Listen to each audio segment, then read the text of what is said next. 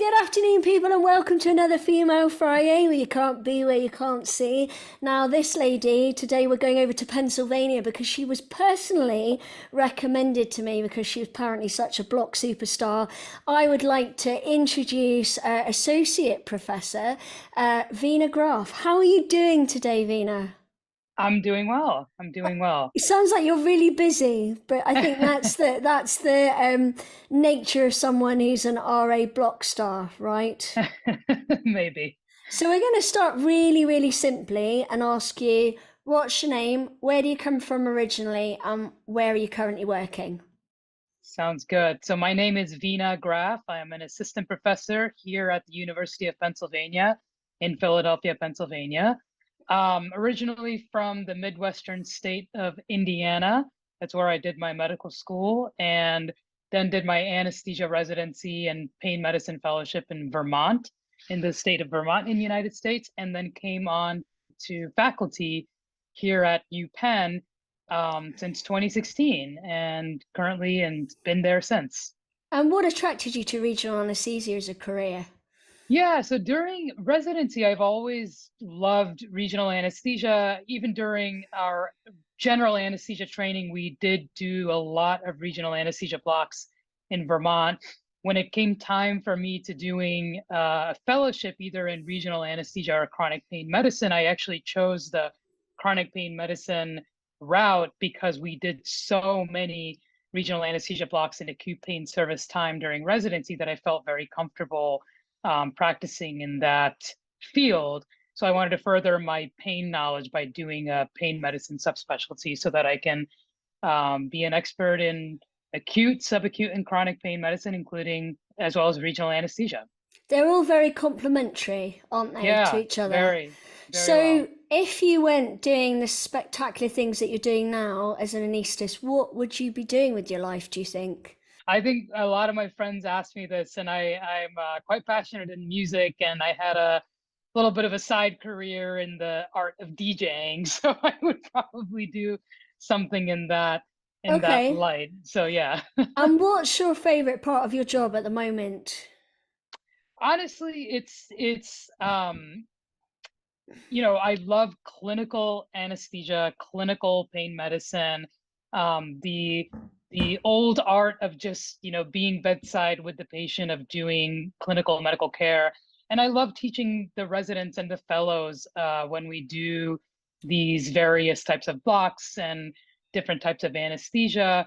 So honestly, just being there, boots on the ground, doing the actual clinical work is what I love most. Actually doing the doctoring as a doctor. Yeah, yeah. So, as a passionate advocate for our speciality, what do you think your favourite block is? And if you don't have a favourite block, you're allowed to tell me your favourite dinosaur. I think my favorite block, you know, honestly, it's like I would still say in the brachial plexus region. So I would probably say the interscalene nerve block. It's just when you get the good spread and it's just so satisfying every single Yeah, time. So yeah, yeah. perfect. Now we're going to go on to our 1 minute block break where I'm going to ask you questions completely unrelated to regional anesthesia. Are you ready? I have my timer. Let's go. Yeah. Let's go. One, if you could click your fingers and be an expert at anything in the world, what would it be? I would say the genre of electronic dance music. Okay, and what's your favorite pizza? Um, oh man. A good veggie pizza. Yeah. Okay, and if you could travel anywhere in the world, cost and time aside, where might you go? I'd probably go to Bali. Are you messy or tidy? Messy. And do you take out or dine out? Um, I we now with a kid, probably more a little bit more takeout. Okay, cats or dogs? Dogs. And what's your spirit animal? Oh gosh. Tiger. And a beach hut or a cabin in the woods? A beach hut. And okay, final question. What's the first thing you do in the morning, Veena? Have coffee. Okay, me too. And I'd Can't like to live. correct my answer. I'm tidy, not messy. I think I didn't understand the question at Okay, first. you're super tidy. Yeah, I admit yeah, I'm super messy. yeah, So, yeah, yeah. so we're going to go back to the more serious questions. Tell me a little bit about your career path. How did you get to where you are? Yeah, so like I said, I think we did do a lot of regional anesthesia during residency, and I went in the direction of doing a chronic pain medicine fellowship. And I initially thought that I would do like a 50-50 split of chronic pain medicine and anesthesia, but I think clinically I just fell more in love with regional anesthesia and acute pain medicine. So I heavily do that a lot more. I still do practice chronic pain medicine. I think what I've learned in this whole process is that, whatever training you've done, there's always a way that you can still utilize it to your desire. And I think sometimes when we get out of residency and fellowship, we think that there's only one way to do it. And in reality, there are many ways to do it, and you can slice the pie however you'd like. And I think this Mm. is very important for folks that do go into pain in a pain subspecialty field, whether it's acute or chronic, because we have a wealth of information that we can offer and expertise that we can offer to a hospital setting. So that's kind of how I went on, is I fell more in love with the perioperative acute pain regional stuff, and then I worked my way up, and now I'm the division chief of regional anesthesia and acute pain medicine here at UPenn, and I'm very happy with where I'm at, and I feel that I can hopefully be a role model to those that are thinking in the same line as I was, um, back in the last few years. And being the chief, that seems an incredible achievement for a woman. Do you think that's been your biggest career achievement? I think so far, yeah, I would have to say this is definitely one of my biggest achievements that I've done.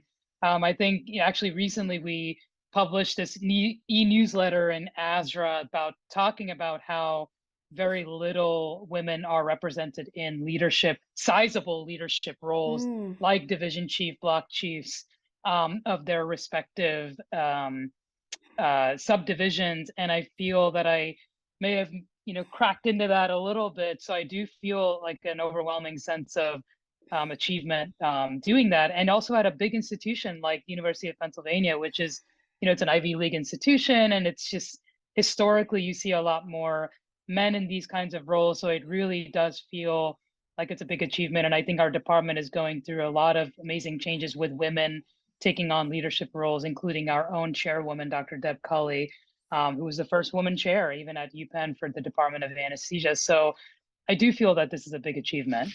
You're cracking boundaries and becoming an excellent female RA role model by the sounds of it. And you're right. The whole women in leadership positions I think is a global thing. It's not just in the US. Yeah. Going on to more negative things, what do you think your biggest career failure's been? I did take a little bit of time off of practicing chronic pain medicine for a few years because I really just thought, I think the biggest, and I don't know if that's failure is the right word, but I feel that I think the biggest thing that I should have done is kept doing it, even if it was a tiny percentage. But like I said in the beginning, sometimes when you start out in this role and in this field, you think that there's only certain ways of doing or certain splits. And I think one thing I learned is like you really can advocate for yourself in trying to um, do splits, especially in the world of pain medicine and anesthesia, however you'd like. It's just the way you advocate for yourself. And I think the biggest, um, I wouldn't call it failure, but I think the one thing that I wish I did not do is step away from chronic pain medicine for a few years. I should have just like reduced my percentage a lot lower than I wanted to. Yeah.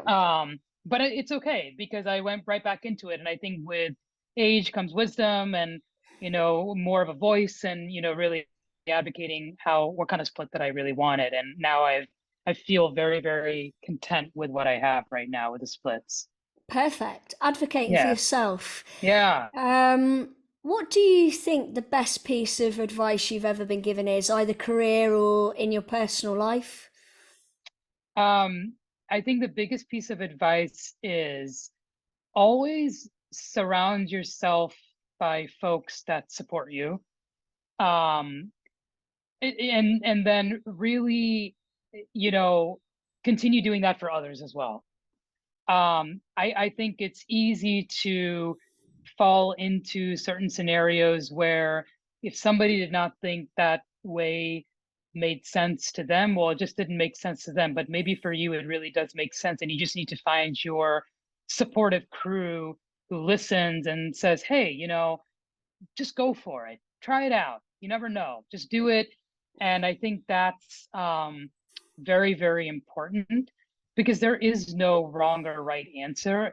And just because it hasn't been done before doesn't mean that it's not appropriate or wrong, or it just means that maybe it hasn't been done that way and maybe you might be the first one to do it that way. So I Yeah. think surrounding yourself, I think the closest mentors are have been the most supportive ones, and I hope that I, do that for the future younger generation that are going in the same line as I did. So, and trying to figure things out. Have you had any strong female mentors in your career? I have, especially in pain medicine. Some of the strongest female mentors that I did have were in the field of pain medicine, and I think they were the ones who really made me maybe who I am, like the bedside manner piece of it, the way you are with patients, the way you comfort them. And I think that there is a lot that I've learned mostly from them. And then just, the way they approach things, there is a little bit of a, um, uh, you know, I feel like a little bit more awareness in how you maybe say certain things. And it's not just about being that overly powerful kind of thing. It's just more like, hey, how do we get to the next step? And there's many different ways we can do this, and we can do this in a very positive, supportive environment instead of a, dictator type environment. And what advice would you give women coming up behind you in the field of regional anesthesia? Do what you love. Don't let people tell you that the path that you envision yourself doing is wrong or doesn't make sense or may not be good for you, because only you know what's best for you. And I think in the world of medicine, like, we are all adults and very, bright and smart, and we've done an enormous amount of training to get to where we are.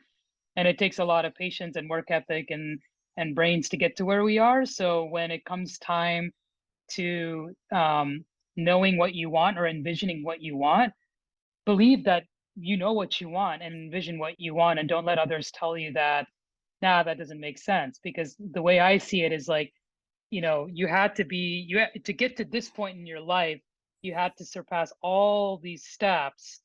Why would you not know what you want for yourself? Yeah, So wise that's what I would tell folks. advice. Wise Yeah. advice. And finally, Veena, to round up, could you tell us something about yourself that we may not know? Oh man. I have a young daughter. She's 2 years Okay. old. So I and bet that keeps you very busy. she does, but she keeps me on my toes. She's so fun. And she really, surprises me every single day. And whenever I look at her, all I can think is like, this young little girl right now, and she's going to become a young woman. And I just hope I can be the best role model I can be for her. Any top tips for dazzling career women with young children? I, you know, your family is your absolute number one support. I don't think I could do any of this if it wasn't for my wife. Um, and sometimes like work tends to, take over everyone, especially in this field. The number of hours we work, it's like it's become a norm.